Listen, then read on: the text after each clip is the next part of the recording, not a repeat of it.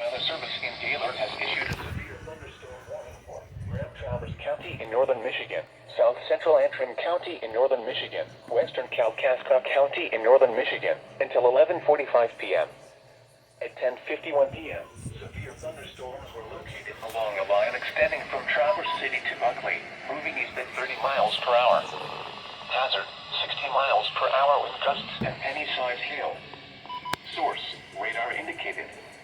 Impact, expects damage to roofs, siding, and trees.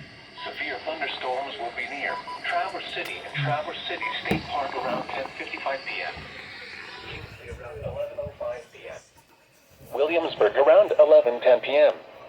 Other locations in the path of these severe thunderstorms include Barker Creek, Fife Lake, Rapid City, Kalkaska, South Boardman, and Antrim. For your protection, move to an interior room on the lowest floor of a building. Repeating, a severe thunderstorm warning has been issued until 11:45 p.m. for the following counties in Michigan: Antrim, Grand Traverse, and Kalkaska.